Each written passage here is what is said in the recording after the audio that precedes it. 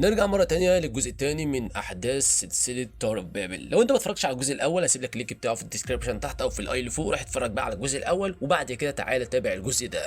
زي ما شرحت لكم ووضحت لكم في الفيديو اللي فات ان الكاتب بتاع القصه هو مارك ويد، وهو هنا بيعمل اللي دايما بيحصل في الكوميكس تقريبا، بيعمل ريكاب سريع، وده طبيعي جدا لان اي سلسله فيها كذا عدد اكتر من 2 أو 3 الكاتب بيبتدي يقسمها لنصين. الاول بيحط لك الاحداث والتاني بيقف معاك خطوه ويرجع يقول لك هو احنا وصلنا لحد فين. ويد هنا بيشرح ان بسبب ان راس الغول عطل مراكز اللغه في مخ البشر، الناس بقت مش قادره تقرا او تفهم الكلام، وده مصيبه لوحده. على سبيل المثال بيحكي لنا ان في مطار لوس انجلوس جالهم تهديد بوجود قنبله في لوكر، بس الموظفين مش قادرين يقراوا الارقام بتاعت اللوكرات، فمش عارفين يدوروا فين بالظبط، وده ممكن يوصل لانفجار المطار بالكامل. وبرضه بيقول ان في مشاكل كتير بتحصل في العالم اللي محتاجه لغه ومفيش لغه. غير كده بقى كل اعضاء جاستس ليج اتشلوا بالكامل، وكل ده بسبب خطط باتمان اللي راس الغول سرقها. اكوامان بقى عنده فوبيا من الميه ومش قادر يقرب منها، سوبرمان اتعرض للكريبتونات الاحمر فجلده بقى شفاف، عندك وندر وومن بتحارب عدو مش شايفاه اصلا، ووالي ويست اتعرض لماده سببت له نوبات صرع بسرعه الضوء، يعني كلهم وقعوا بخطط من عقل باتمان نفسه. هنا بقى راس الغول بيفعل المرحلة التانية من خطته، ودي بتعتمد ان رجالته يشغلوا جهاز زر جوه دماغهم يعمل لهم حماية، وده طبعا مهم لان لما راس الغول بيعزز تأثير تعطيل اللغة الناس مش هتفهم كلمة من حد. وباتمان في وسط ده كله بقى بيحاول يقول للليج ان هما لازم يبعدوا فورا ويتبعوا بروتوكولات معينة علشان خاطر يرجعوا لطبيعتهم، بس للأسف هنا محدش قادر يفهمه. وهنا بقى اتضخم تأثيره، وبقى اللي حاصل ان باتمان بيتكلم بهرتلة حرفيا، او بالاصح الناس بتسمعه كأنه بيقول كلام فارغ ومش مفهوم خالص. وفي الوقت ده اللي قوات راس الغول بتطارد باتمان، هم افترضوا انه مات فسابوا المكان، وبسبب ان اكوامان بره الميه ومعاه فوبيا ميه حرفيا، قدرته الطبيعيه اللي بتحتاج ميه علشان خاطر يعيش لسه شغاله، يعني لو بيفضل بعيد عن المية فترة طويلة بيبدأ ينشف زي السمكة اللي بره المية، والنتيجة في النهاية انه بيموت. وده اللي شكله بيحصل فعلا، اكوامان بيحتضر لانه مش متعرض لأي مية. في نفس الوقت بلاستيك مان رجع يتجمع تاني بعد ما تأثير النيتروجين السائل راح، وبعد ما والي ويست ووندرمان ساعدوه يسترجع شكله.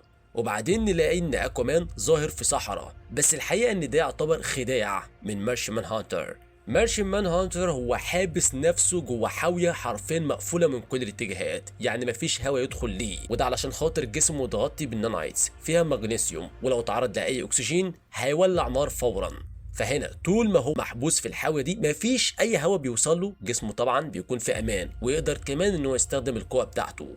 فاستعمل القدرة بتاعته وخدع عقل اكوامان علشان خاطر يخليه فاكر نفسه ان هو في صحراء، ولكن هو في الحقيقة مغمور في خزان مياه كبير. طب ده ليه؟ محدش عارف بالظبط، يمكن علشان خاطر يهديه او يبعده عن خوفه. طيب في الوقت ده بقى بلاستيك مان استخدم قدرته على التمدد، وده علشان خاطر يدخل من فتحة ودن وندر وومن لحد دماغها، وشال الجهاز اللي كان بيخليها شايفة عدو مش موجود اصلا، علشان بقى ندخل على سوبرمان، وده اللي ناس كتير مهتمين بيه. الكريبتونات الاحمر مشهور ان بيعمل تحولات عشوائيه، بس اللي حصل هنا ان باتمان عدل نسخه خاصه منه، ونقدر نقول عليها ان كريبتونات احمر باسم باتمان. الكريبتونايت ماده ممكن يتلعب في تركيبتها، وباتمان فعلا غيرها بحيث تكبر جلد سوبرمان يبقى شفاف، وده طبعا خطر جدا لان جلد سوبرمان زي جلد الانسان بيحميه من الاشعاع، بس كمان هو اللي بيمتص اشعه الشمس اللي بتقويه وكمان بتشحنه.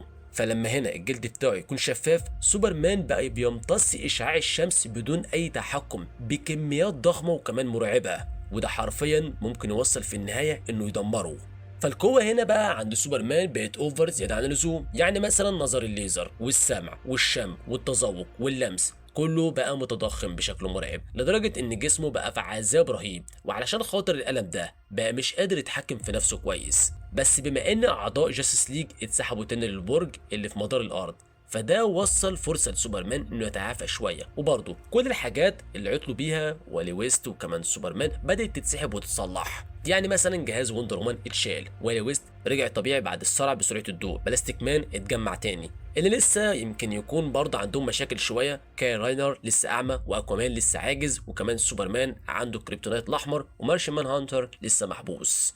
وفي وسط ده بقى بيبداوا يتكلموا عن نقطه مهمه: هل باتمان فعلا حد يقدر يثق فيه؟ لو كل بقى البروتوكولات اللي اتضربوا بيها دي من صنعه، يبقى هل باتمان زميل ولا عدو متنكر؟ وبالنسبه لكايل راينر، مارشن مان هانتر بيكلمه بيقول له ان الخاتم بتاع الجرين لانترن بيقدر يصنع اي حاجه ومتخيلها، بس حد دخل عقله وحط فيه اقتراح تنويمي خلى عقله يأمر الخاتم بصوره لا واعيه انه من الاخر كده يعميه.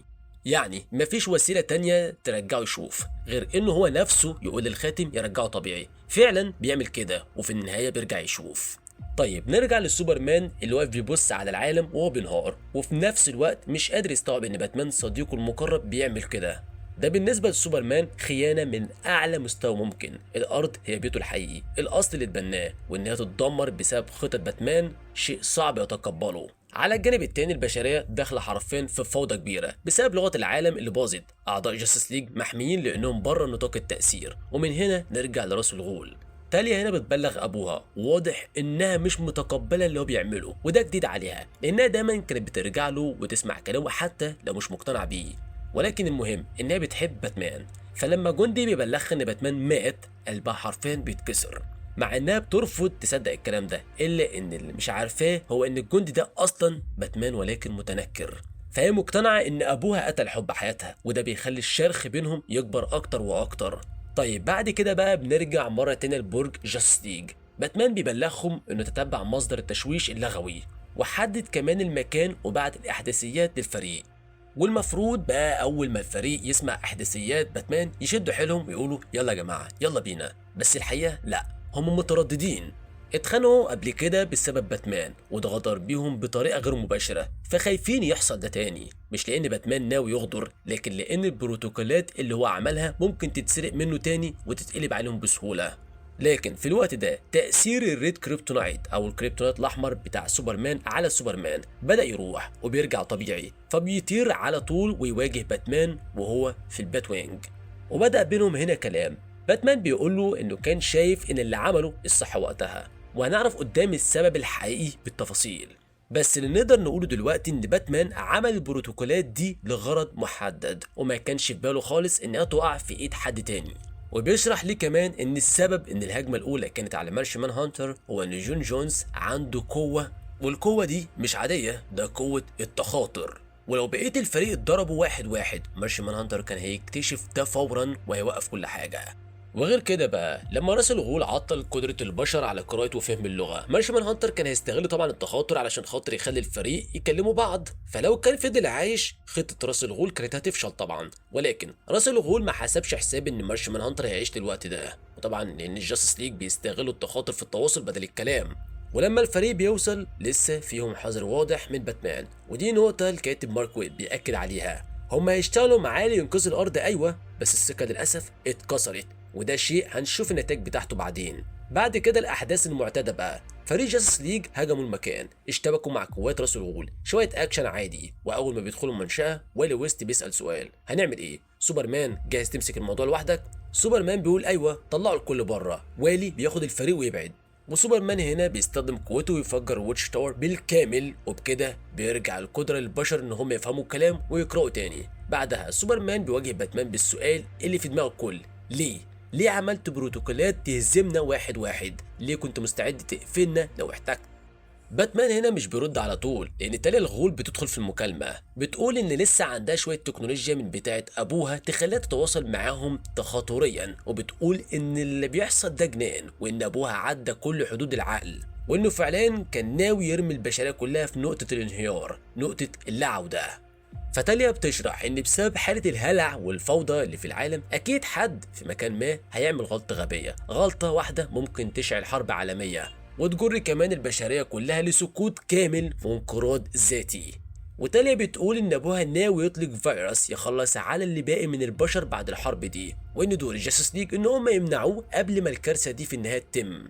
ولكن قبل ما تكمل كلامها الارسال بيتقطع وواحد تاني بيظهر، مش معروف اذا شخصيه معروفه ولا مجرد واحد من عند راس الغول، وبيقول ان السلاح البيولوجي هيطلق مهما حصل، وان حتى لو الجاستس ليج هزموا كل قوات راس الغول هم مش هيقدروا يحاربوا فيروس مجهري، وبمجرد ما يتحرر البشرية خلاص انتهت. بعد كده بيتوضح معانا معلومة صغيرة، مارشمان هانتر عمل بدلة محكمة الغلق علشان خاطر يتحرك بيها، مش مهم قوي بس القصة دي بتذكرها.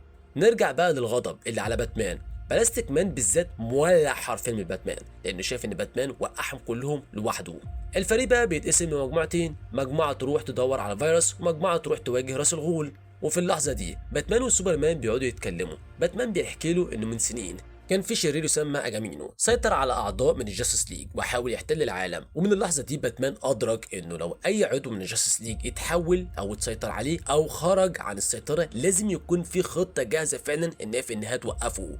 فباتمان عمل بروتوكول لكل عضو واحتفظ بيهم في السر، وده اللي خلى الخيانه اصعب لان محدش فيهم كان يعرف ان باتمان عامل خطط مخصوص علشان خاطر يهزمهم هم شخصيا.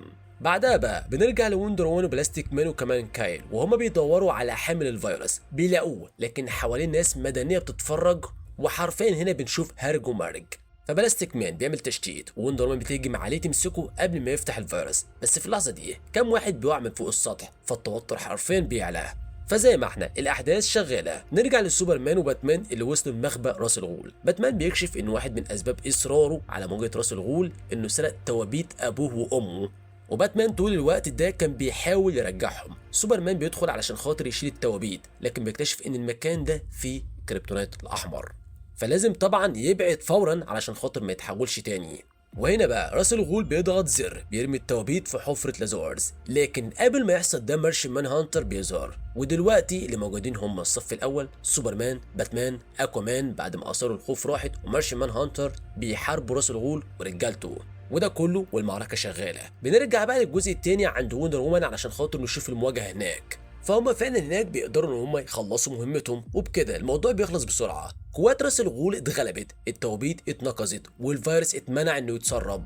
علشان بقى هنا نرجع لبرج المراقبه بتاع جاستس ليج، وده الجزء اللي كل الفريق حرفيا بيبهدلوا فيه باتمان. كلهم عاوزين يقولوا له رايهم بصراحه، لدرجه ان في خناقات بينهم كمان.